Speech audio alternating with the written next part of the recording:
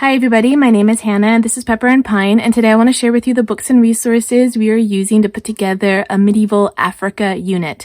Now I have more resources that we're going to be using that don't actually fit into the medieval time period, but I do want to share them with you because they will work with an ancient Africa unit or just a general Africa unit.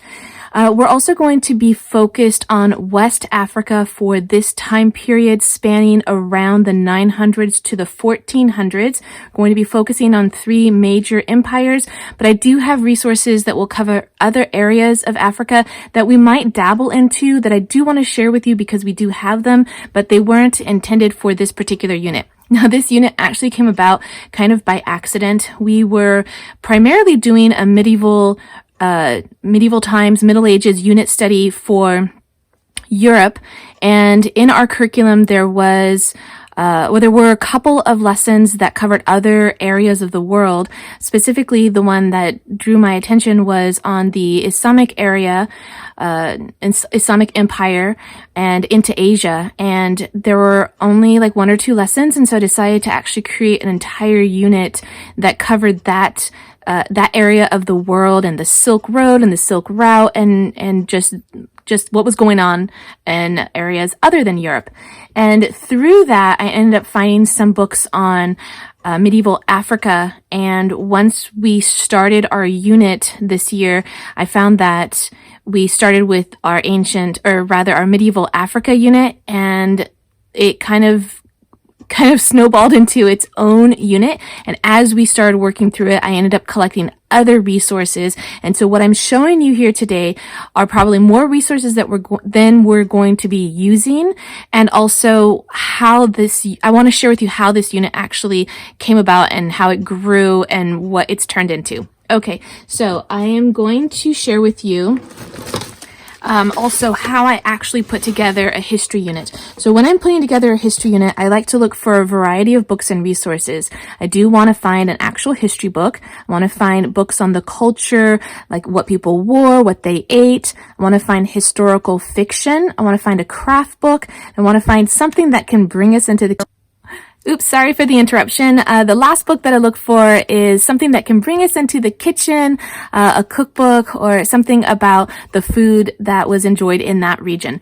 Okay, so let me start by sharing with you one of the history books that we picked up. It's called Mansa Musa, and this is actually what inspired this whole entire unit, because while doing our Silk Road unit, or rather while collecting resources for our Silk Road unit, we learned about one of the rulers in West Africa who went on a pilgrimage to Mecca during Hajj season with a huge caravan of people and brought so much gold with him to give to travelers along the way and to rulers in other countries that I think he actually he bankrupt or reduced the value of gold in Egypt for a time period. Okay, so Mansa Musa, The Empire of Mali. This is a book that I will be assigning to my 13-year-old son to read, although it looks fairly easy and somewhat of a quick read that I might be able to do this aloud to both of my students. I am homeschooling my 9-year-old daughter and my 13-year-old son, and this unit is primarily for my 13-year-old son, but whenever I'm putting together a unit, I do try to look for resources that will work for all of my students. So once we started with this book, and actually, let me show you the first books that, let's see, I had 3 books. Yeah. Let me show you the 3 books that actually inspired this whole unit. We have Mansa Musa, Leader of Mali. This book is just going to give just a general information about the region and things historical about the region, but also some modern things. Like you can see that this drum here was probably used several centuries ago, but also is still used today. So this book is just going to give us a great overview of what we're going to be studying. And this is something that I will be reading aloud to both of my children. Mansa Musa, this is a book that I found on Amazon. And this is a read aloud that I'm going to do for both of my children. It comes with some illustrations. It's actually a pretty lengthy book if you look through it. And so this will definitely take several sittings before we can get through it. So these were the 3 books that inspired the rest of the unit. So once we started learning about Mansa Musa, we learned that the Empire of Mali was just one of 3 really big empires in Western Africa. And so I decided to go online and look for some more resources.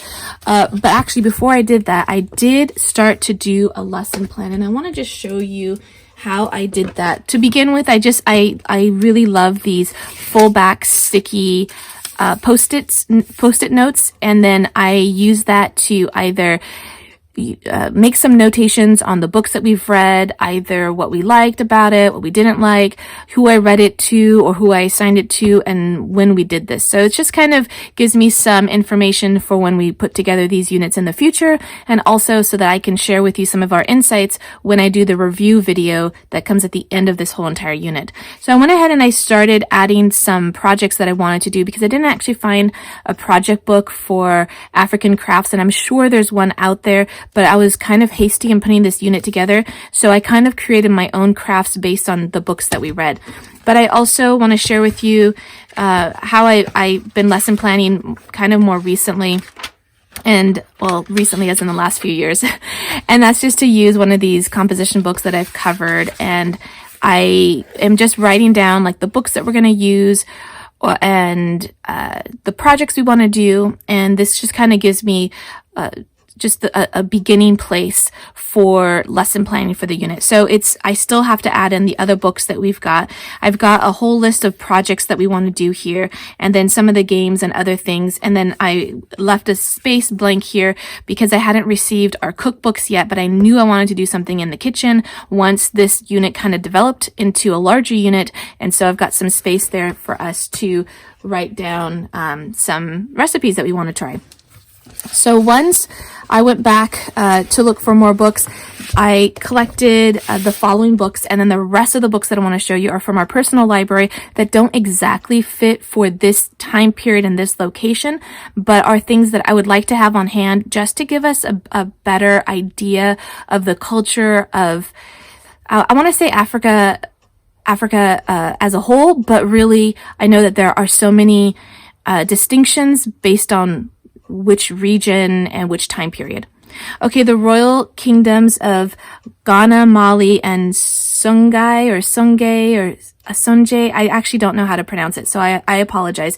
I do want to say actually that this book called Primary Source Readers Mansa Musa, Leader of Mali, actually has a lot of the words phonetically spelled out, so I was able to correctly pronounce a lot of the words that I was probably mispronouncing to begin with, but I don't believe that this book does, so I really apologize for mispronouncing these words. This is a book that I would like to read aloud to both of my kids, but if my 9-year-old is just not really into it, then this is a book that I will assign to my 13-year-old. Sunjata, Lion King of Mali. This is a book that I ended up looking for after we started reading about Mansa Musa. So I'm actually recording this mid-unit.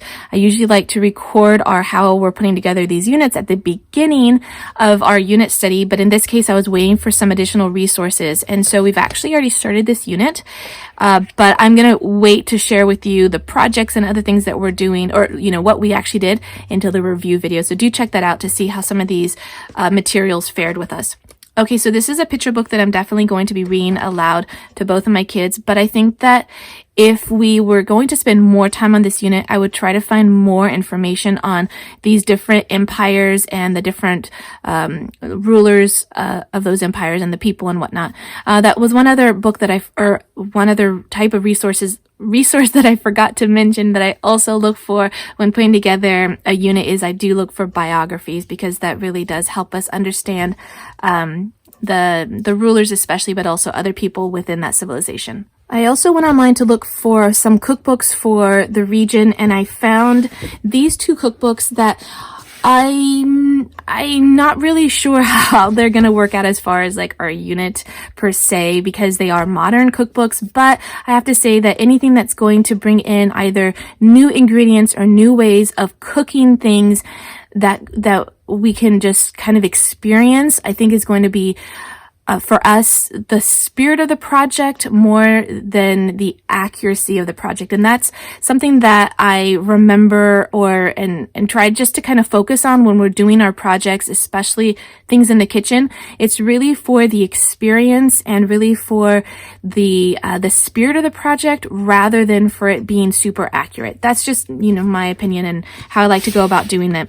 Okay, so the first cookbook I want to show you looks like it's going to be fairly easy to follow, but we haven't tried anything yet. There are a few ingredients that I do want to source that are going to be really different from the things that we normally cook with, like plantain. And also there are a lot of recipes that call for peanuts, and that's easy to find, but we're not usually cooking with a lot of peanuts. So I'm kind of excited to try that out. And then you can see in the center of the book, there are some really beautiful color pictures, but the rest of the book does not have any pictures for any of the recipes. And I like to have pictures with my recipes, but at the same time, these recipes look like they're super simple, really easily laid out. And I think that this is one cookbook where the author, I think, tried to find alternatives or things that you could find more easily rather than really specific ingredients that you'd have to go to a specialty shop to find. I think this is the cookbook. So anyway, I do want to find one or two recipes from each of these cookbooks. This one is a little bit more of kind of like an experience. Like there's really beautiful photography. You get kind of a sense of the region through the photography. And then, of course, there are the recipes, which seem to take a back seat to the rest of the book. And so I like having kind of a balance between something that's going to be a little bit more cultural and artistic and still have recipes versus this one here, which is really clearly a recipe book. Okay, so my goal is to do 2 things in the kitchen, but I would love to do 2 recipes from each book, so a total of 4 things, but we'll see. Okay, let me share with you some of the projects as well as the materials that we already had in our home. All right, so for one of the projects, we want to do a map of Africa. Actually, let me move some of these things aside, make room for the new things that we have. Okay, so we want to make a map of Africa. We're going to use some watercolor paper. I've got this children's atlas of the world. It's, I think, one of only 2 atlases that I have, and I'm pleased with it, but I would like to find another atlas if possible. So what we're going to do is do a physical map of Africa and label it similar to this image here. But then also I do want to do somewhat of a political map, an ancient political map, just for some of the regions that we're going to be studying. So Mali and maybe the Sudan and possibly Egypt. I have to kind of do some research and figure out where those boundaries would be. And so we're going to use this book. We're also going to use our watercolors. These are our Winsor Newton. They look pretty terrible now, but they're really nice watercolors. We're going to use our Winsor Newton watercolors, our 90-pound Fabriano watercolor paper, a nice large sheet. And my sister actually gifted me some of these watercolor brushes where you fill the water in here and then you can just pull the color up with the watercolor brush. And my son has already started to use these and they're fabulous. They're really nice. And so we're going to be using that for our map. Okay, I also want to show you the game that we're going to be playing. This is called 10 Days in Africa. I love this series of games. We have them for 10 days in Europe, 10 days in Asia, and 10 days in the USA, as well as Africa. And I do believe they have them for 10 days in Canada maybe, and definitely for 10 days in South America, but I don't have those other ones. Okay, so this game has really helped us get a good grasp of the different countries in Africa. There's no way that we're quite ready to look at a blank map and identify all of the countries, but at least this gives us a better idea of where the countries are. And so the game is a lot of fun. It comes with these little tile holders, really nice quality, nice wood. Although I do want to say that I think that the newer productions, because we bought these like 15 years ago, the newer ones, I think they're just plastic, but these older ones, they're made out of wood. They're super gorgeous. And then it comes with a bunch of cards that has, on each card, has the name of the country, the capital, the population, and the square miles. And possibly the population probably needs to be updated now because this game is a little bit old. And then it also comes with some other cards, like transportation cards. The game is really simple. You start out with 10 cards. You try to make your way through a section of Africa, and whatever cards you don't want, you discard, you take a new one. And so at the end of the game, you need to be connected to countries either because they are adjacent to each other, or you can fly to a country of the same color, or you can drive to a country that's separated by another country. That's the basic rules. And we really, really love this game a lot. We like all the games in this series. I think it's really helped us with geography, and plus I love adding games into our unit studies. It's a great opening activity, and it's kind of a nice way to draw the children into the unit. Okay, I want to share with you the projects that we have planned before I share with you the other books that we have for this unit. I do want to share with you this drum that we got. I want to say we got it from Nature Watch, but I actually can't remember. I apologize. I left the information on here about, it being fair trade, and I actually don't know exactly where this is from. I can't remember if it said it or not, but it looked very similar, I believe, to the kora drum that we saw in some of the books. So I went ahead and pulled it out so that we could have this available for us to play around with during this unit. I also got some clay. This is cone 6 clay that has this really beautiful brownish kind of, it dries and fires to more of a lighter tan sand color. And I have this clay as well as these dowels to do a sandstone mosque. Let me show you. Okay, let me show you where the inspiration for this project came from. It came from this book and others where you can see there's this particular kind of architecture that you can see a lot in Mali and in other areas of West Africa.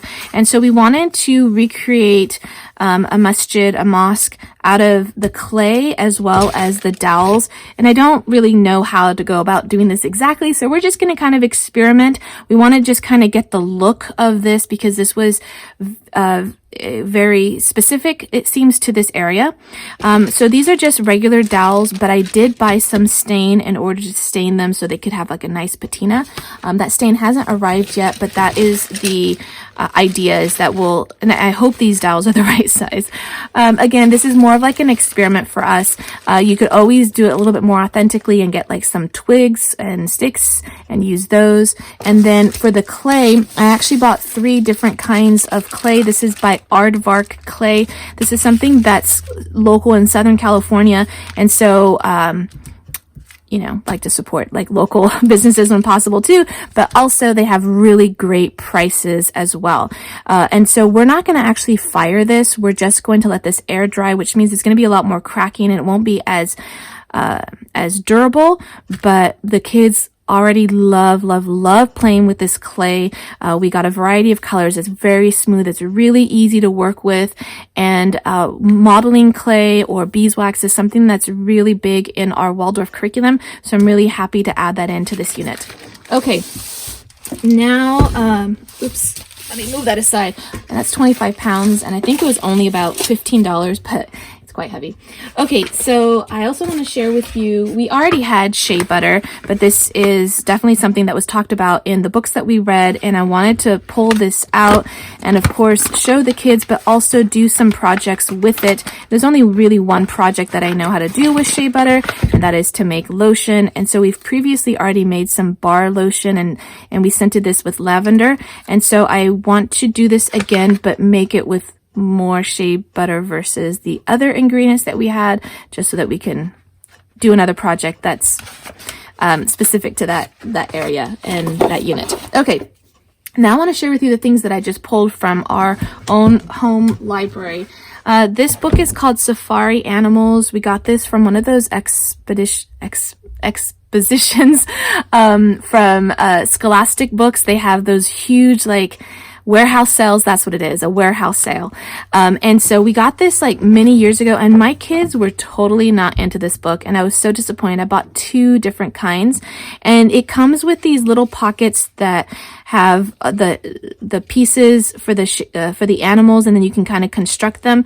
I think my kids maybe put it together one time. They were totally not into this book. I was so sad about that, but we've kept it in our home library for all these years, and it's finally making its way into this unit. However, we are studying West Africa for this unit, and a lot of the animals here are for East Africa and also South Africa. And so they're not really the region that we're studying, but I went ahead and I just pulled this since this is something that we already had in our home library, and it kind of rounds out our unit nicely. Okay, let me also show you the other books that I have been collecting for a unit on Africa. And whenever I go to the library bookstore, I will pick up books that are going to work for our history units, our science units. I keep my eye open for books that will work well with those units, and generally you can find a pretty good assortment. All of these books I think were maybe a quarter or 50 cents at the most, and so at that price I'll just stock up on them, and then when I've had these for a couple of years and they haven't been used yet. And so when we do put together a unit, I'm happy that I've got some resources on hand. A lot of these books you can just probably find at the library, so you don't really need to have these on hand. But at that price and for the convenience, I definitely like to add them into our homeschool library. Okay, so these books are not going to work specifically for a medieval Africa unit for West Africa, but I do have them on hand because I don't have a lot of picture books for this unit. Oh, that's another kind of book that I look for.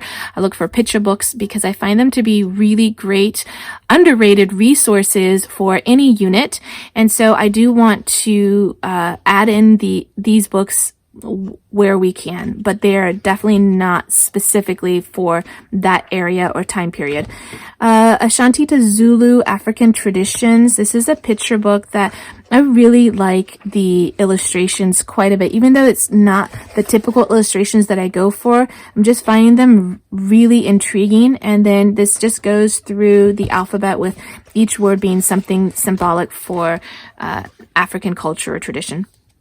First book about Africa. Again, this is another book that I picked up from the library bookstore. I definitely want to read this one because I do see there are a few things that will work well with the unit that we are studying. Plus, this gives a nice kind of general overview of, the history and culture of the continent. African Animals ABC. This is another book that I'll probably add in only because it's super short and why not kind of thing. One more book that we can add to our opening activity that won't take too long to read and gives us a nice overview of the books that are the animals that are in Africa. I can't say that I really care for the illustrations. It's not something that I would have just been drawn to, but they are growing on me, and I think that they work really well with the book. They probably include possibly some kind of regional or just something specific to the artwork that is probably African in origin or in nature. That's my guess. I really don't know. I can't say for sure, but that's what I would suspect. A story, an African tale retold and illustrated by Gail Haley. I don't know anything about this book. Again, it's something that I picked up from our library bookstore, but whenever we can add in either fairy tales, folk tales, cultural traditions, or religion, I like to add that into our unit because it gives us a good sense of what the people believed in or who they were, in my opinion, and also from the curriculum that we follow, a Waldorf curriculum, it is big to have those kinds of resources as part of the unit, or the main lesson block, rather. Swahili counting book. This definitely won't, this is more East Africa versus West Africa. But again, it's such a short book that I find it, you know, of no consequence to add it in, even though it doesn't exactly fit. And plus, the illustrations are super unique, in my opinion. I love like the semi-sepia tone, you know, black and white, gray nature of the illustrations. It's super different, and I actually really like them quite a bit. How Guinea Fowl Got Her Spots. This is a Swahili tale of friendship, and it's retold and illustrated by Barbara Knudsen. And I, again, these kinds of books my kids really, really enjoy. They kind of like the whimsical nature of these books. And oh no, I thought for a minute it went in alphabetical order, but it does not. Okay, and then the last book is called The Healing Stream. And I'm not sure we'll get a chance to do this book, primarily because it is a longer picture book, and at this point we may not have enough time to fit in a longer picture book that would take away from some of our other reading. Okay, so I believe that wraps it up. Don't forget to check out the blog post that accompanies this video for more pictures and information about the books and resources that we're using for this unit. You can find that link down in the description box below. Don't forget that if you want to see what our homeschool looks like on a daily basis, you can find me on Instagram at Pepper and Pine.